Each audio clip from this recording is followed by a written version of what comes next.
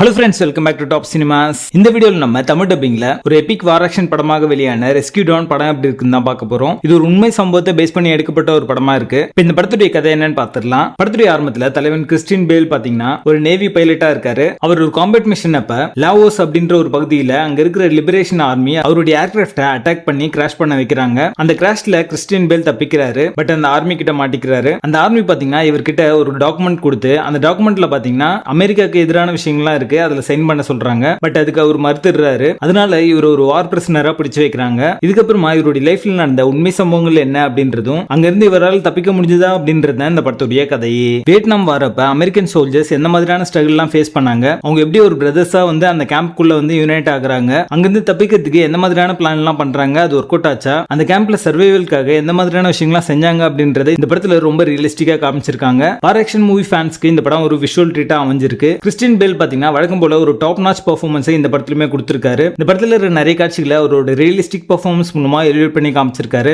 Werner ஹெர்சா கூடிய direction and execution இந்த படத்துக்கான பிளஸ்ஸாவே அமைஞ்சிருக்கு. ஹீரோக்கு மட்டும் இல்லாம சப்போர்ட்டிங் ஆக்டர்ஸ்க்கும் பாத்தீங்கன்னா ஆக்ட் பண்றதுக்கான ஒரு ஸ்பேஸ் வந்து கொடுத்திருக்காரு. அது சப்போர்ட்டிங் ஆக்டர்ஸ் பாத்தீங்கன்னா ரொம்ப நல்லாவே யூஸ் பண்ணிருக்காங்க. அவங்களோட ஆக்டிங் பாத்தீங்கன்னா நிறைய சீக்வன்ஸை எலிவேட் பண்ணி காமிச்சிருக்கு. சினிமாட்டோகிராஃபி பாத்தீங்கன்னா ரொம்ப ராவா அந்த வார் சோன் அப்படின்றது எப்படி இருக்கும், பிரிசனர் கேம்ப் அப்படின்றது எப்படி இருக்கும் அப்படின்றது எல்லாமே பாத்தீங்கன்னா ரொம்ப ரியலிஸ்டிக்கா வந்து போர்ட்ரே பண்ணிருப்பாங்க. அது இந்த படத்துக்கான பலமாவே அமைஞ்சிருக்கு. விஷுவலாவே நிறைய சீக்வன்ஸ் வந்து போர்ட்ரே பண்ணிருப்பாங்க. அதெல்லாம் பார்க்கிறதுக்கு நல்லா இருக்கும். இந்த படத்துக்கான பிஜிஎம் பாத்தீங்கன்னா வார் ஆக்ஷன் சீக்வன்ஸையும் எமோஷனல் சீக்வன்ஸ் எல்லாத்தையும் எலிவேட் பண்ற மாதிரி அமைஞ்சிருக்கு. படத்துடைய பேசிங் பொறுத்த வரைக்கும் ஸ்லோ அண்ட் ஸ்டெடியா ஒரு நல்ல கேரக்டர் ஆர்க் அண்ட் டெவலப்மென்ட்டோட நகருது. 2006 வெளியான சிறந்த வார் ஆக்ஷன் படங்கள்ல இதுவும் ஒண்ணு. இது ஒரு டாப் சினிமா, மிஸ் பண்ணாம பாருங்க. படத்துல அடர்கரண்ட் இல்ல. இந்த படத்தை நீங்க ஃபேமிலியோட பார்க்கலாம். ரெஸ்கியூ டான் படத்துக்கு எங்களோட ரேட்டிங் 7.5 out of 10.